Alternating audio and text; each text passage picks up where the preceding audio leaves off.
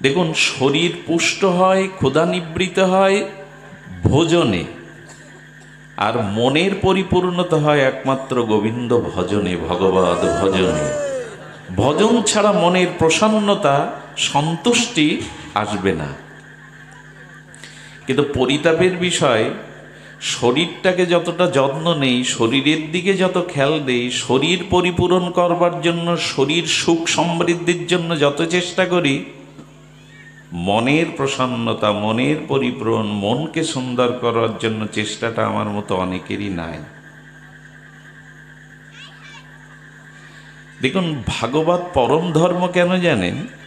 ভাগবত পরম ধর্ম এই জন্য, এখানে শরীরের কোনো সুখ সুবিধার ব্যবস্থা নাই।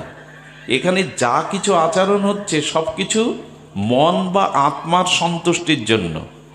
এখানে যদি শরীরের বিধি ব্যবস্থা থাকতো, আপনাদের মতো বিজ্ঞজন, পণ্ডিতজন, শ্রেষ্ঠজন, মান্যজন মাটিতে বসতো না, ধুলায় বসতো না। এর মধ্যে যারা আছেন এরকম, ভাগবত ব্যতীত এখানে কখনো বসবেন, মাটিতে বসবেন? ভাগবত ব্যতীত, কোনো আনুষ্ঠানিকতা ব্যতীত এখানে আপনি বসবেন না। ভাগবতের পুষ্টি হয় আত্মার, মনের। আচ্ছা, এইখানে 2 ঘন্টা একটানা বসেছেন, যদি জলতৃষ্ণাও পায় কেউ সেটা বলতে রাজি? যদি শরীরের মলমূত্র বেগ হওয়া উচিত নয়, যদি হয় তবুও মানুষ সেটা ভুলে, কত মশা এসে যন্ত্রণা দিচ্ছে, সারাদিনের কর্মক্লান্ত শরীর অবসন্ন বিশ্রাম চাইছে, তবু বিশ্রাম নিচ্ছেন না। এখানে 1 কাপ চা বিস্কুট পড়ে মরুক, 1 গ্লাস জলও আপনার সামনে কেউ এনে তুলে ধরছে না। এগুলি শরীরের জন্য না। ভাগবতে আসতে হয় কেন জানেন? সারাটা জীবন, সারাটা দিনমান দেহকে পুষ্টি করেছি, দেহকে সাজিয়েছি, দেহের ভোগবিলাসে ব্যস্ত দেখেছি। একমাত্র ভাগবতে এলেই কেবল মন বা আত্মার পুষ্টি হয়, মন বা আত্মার প্রসন্ন হয়। এখানে সব ব্যবস্থা আত্মার জন্য, মনের জন্য, সব ব্যবস্থা মন বা আত্মার জন্য। এই জন্য ভাগবতে এসে শরীরের সুখ সুবিধা, কত শীত, কত গ্রীষ্ম, কত তাপ সহ্য করতে হয়, ক্ষুধা তৃষ্ণা সহ্য করতে হয়, কি করে বাড়ি ফিরবেন, যানবাহন নেই, অথচ বসে আছেন। আর এরই নাম তপস্যা,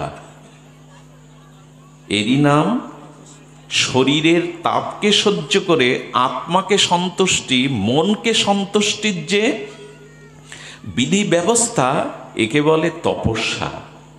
তাপ সহা, তপস্যা কথা সহজ চলে, তাপ সহা, তাপকে সহ্য করা, ক্ষুধা তৃষ্ণা ক্লান্তি এগুলোকে সহ্য করা।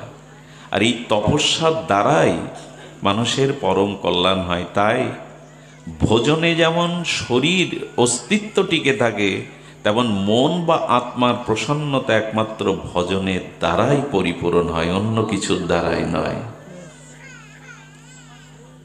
এই জন্য ভজন চাই। কিন্তু দুঃখের বিষয়, মানুষ জন্ম থেকে মৃত্যু পর্যন্ত ভোজন করে। মৃত্যুর দিনে গালে জল দেওয়া হয়, মুমূর্ষু ব্যক্তির ফলের রস দেওয়া হয়, স্যালাইন দিয়ে গ্লুকোজ দেওয়া হয়। আচ্ছা, মৃত্যুর দিন পর্যন্ত মানুষ ভোজন করে? মৃত্যুর দিন পর্যন্ত মানুষ ভোজন করে? তো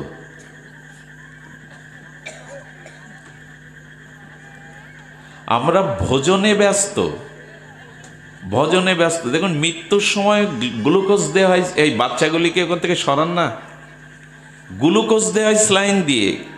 মৃত্যুর সময় গালে জল দেয়, ফলের নির্যাস রসগুলো দেয়। একবারও মনে পড়ল না জন্ম থেকে মৃত্যু পর্যন্ত ভোজন করে গেল? কিন্তু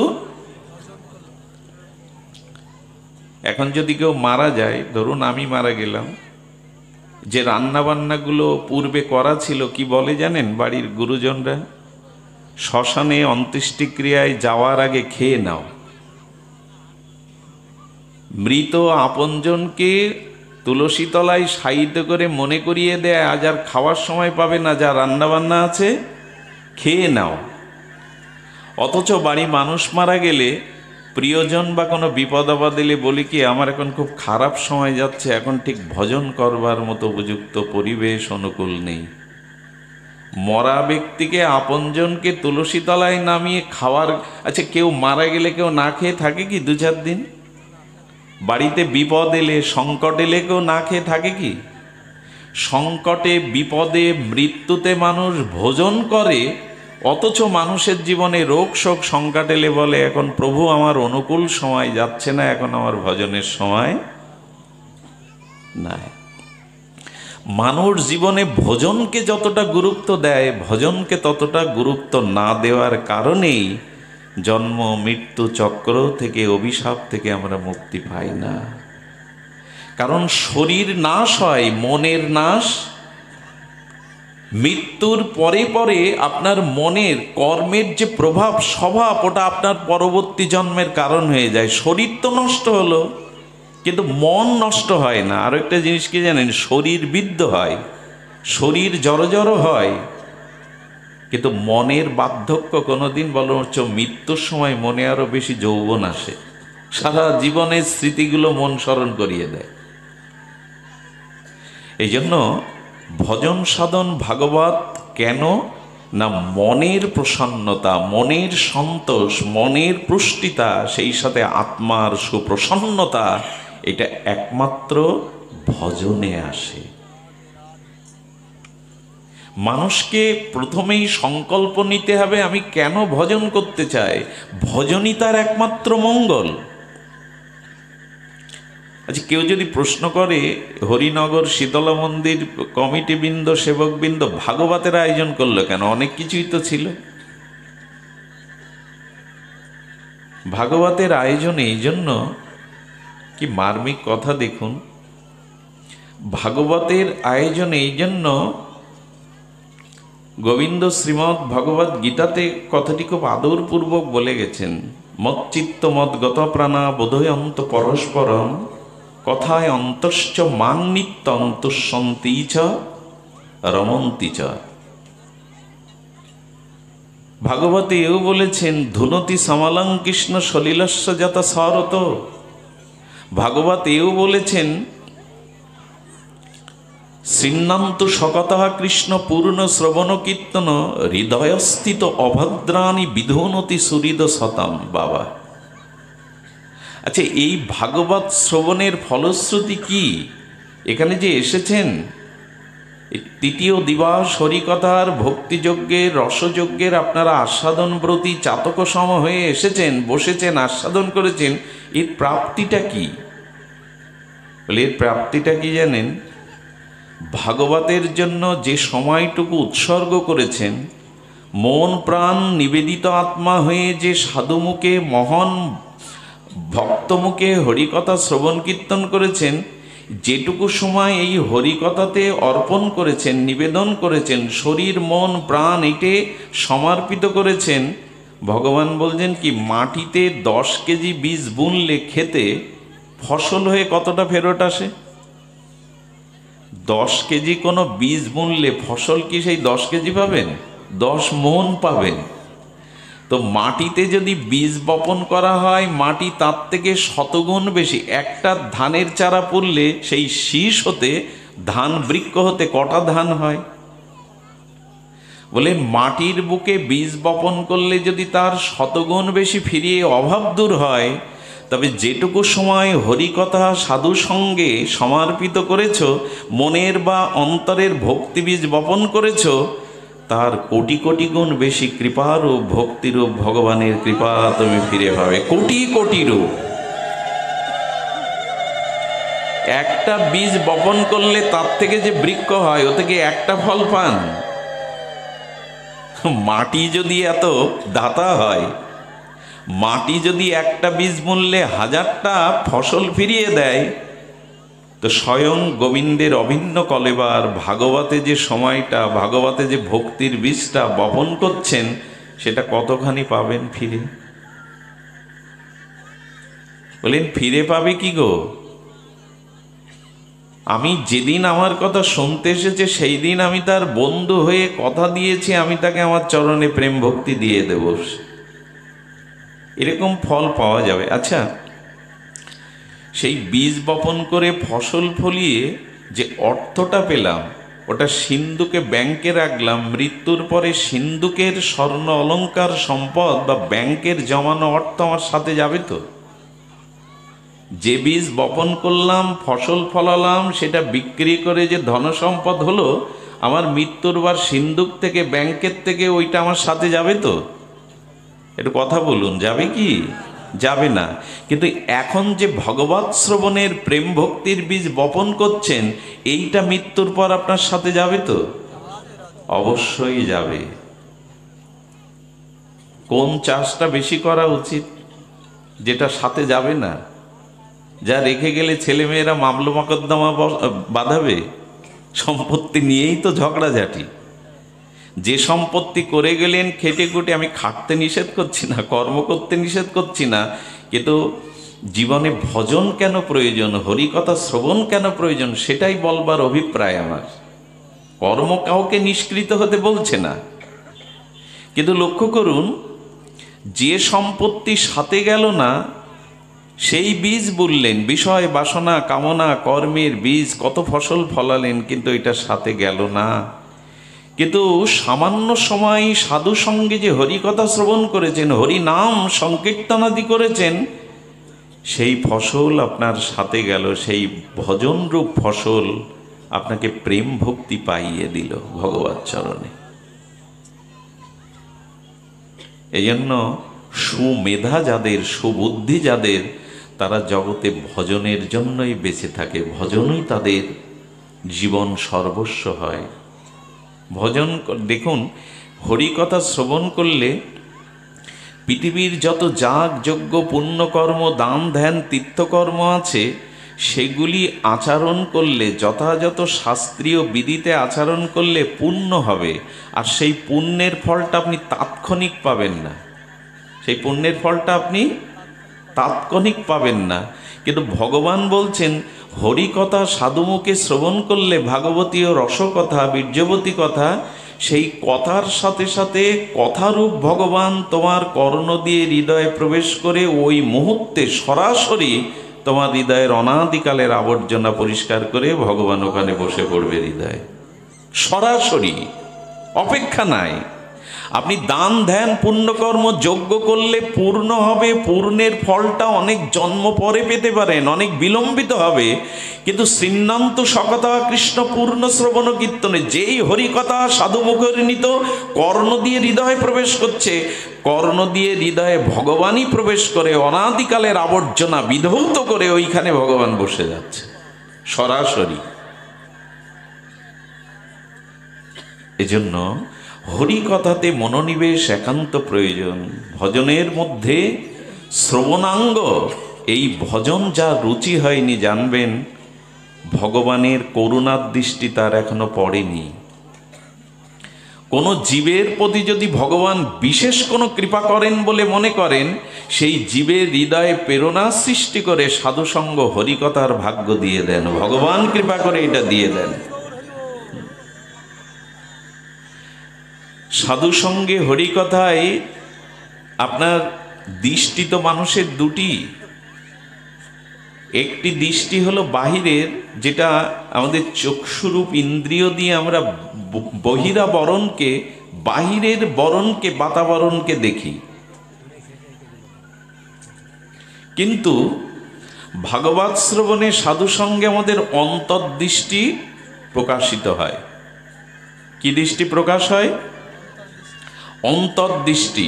ভাগবতে না এলে বিবেকের যে দৃষ্টি, বিচারের যে দৃষ্টি, অন্তর্দৃষ্টি, এটা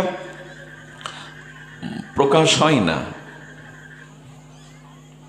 আমাদের ভেতরের দৃষ্টিটা আজ বড় ক্ষীণ হয়ে এসেছে, ভেতরের দৃষ্টিটার দিকে দরকার। বাইরের দৃষ্টি কাকে বলে আর ভেতরের দৃষ্টি কাকে বলে?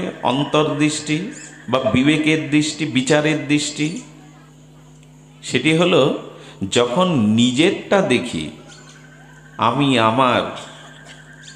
আমার কুটুম্ব সজ্জন, নিজেরটা দেখি, একে বলে বাইরের দৃষ্টি। যখন অপরের মঙ্গলটা দেখি, অপরের কল্যাণটা দেখি, অপরের কিসে মঙ্গল হবে, কল্যাণ হবে, এই দৃষ্টিটা যখন পড়ে, এটা হলো ভেতরের দৃষ্টি। বোঝা গেল কি মা? যখন আমি আমার স্ত্রী পুত্র কুটুম্ব সুখ সুবিধা এই চোখে দেখি, আমার কত জায়গা, আমার কত বাড়ি গাড়ি, আমার কোনো ধনসম্পত্তি, আমার কত স্ত্রী পুত্র নিজজন, এটা বাইরের দৃষ্টি। আর যখন অপরের মঙ্গল, অপরের কল্যাণ, অপরের হিতের দিকে, অপরের উদ্ধারের দিকে আপনার দৃষ্টি যাবে, বিচার যাবে, এটা ভেতরের দৃষ্টি। এটা ভাগবতেই কেবল খোলে। অন্তর্দৃষ্টিটা আসা খুব দরকার। যেমন মোবাইলে যে ক্যামেরায় ছবি তুলি আমরা, এই ছবিটা এখন যদি কোনো সহৃদয় ভদ্রলোক তোলে, তাহলে আমার বাইরের যে পোশাক আছে, মুখের অবয়ব আছে, শুধু সেটাই উঠবে।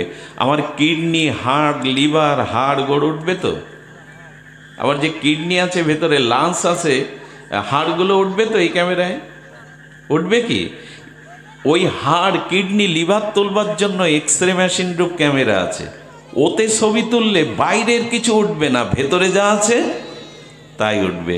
ভাগবত শ্রবণ করলে, সাধু সঙ্গ করলে ভেতরের ক্যামেরা, ভেতরের দৃষ্টি বেরোয় যে আমার একার কল্যাণ কল্যাণ নয়, আমার একার মঙ্গল মঙ্গল নয়, সকলের কিসে হিত হবে, সকলেই কিসে গোবিন্দ চরণার বিন্দের সমর্পিত হবে, কখন সকলের কেবল ভজন জীবন হবে। এই অন্তর্দৃষ্টিটাই আমাদের কমে গেছে। দেখুন, যারা শুধু নিজের স্বার্থের কথা ভাবে, গোবিন্দ বলেছেন এই ভোগী, অহংকারী, আত্মকেন্দ্রিক লোক অসুর। আর যারা অপরের প্রতি দৃষ্টি দেয়, অপরের কল্যাণের প্রতি দৃষ্টি দেয়, এরা দেবতা।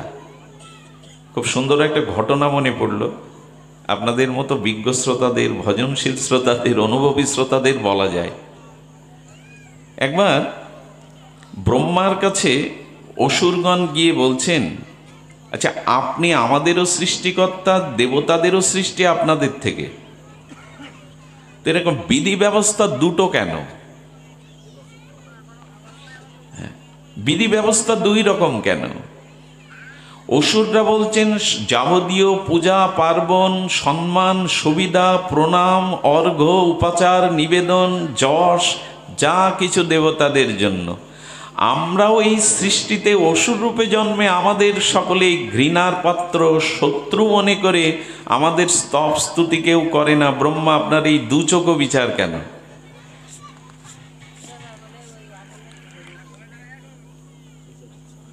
দেবতাদের প্রশ্ন যে দেবতারা কেন স্তুতি, পূজা, প্রণাম, সম্মাননা, সম্মান এগুলি পাবে, উচ্চ স্থান পাবে, অসুরদের কেন গালি, নিন্দা, আর তারা পূজা পাবে না, স্তুতি পাবে না? ব্রহ্মা জবাব দিন।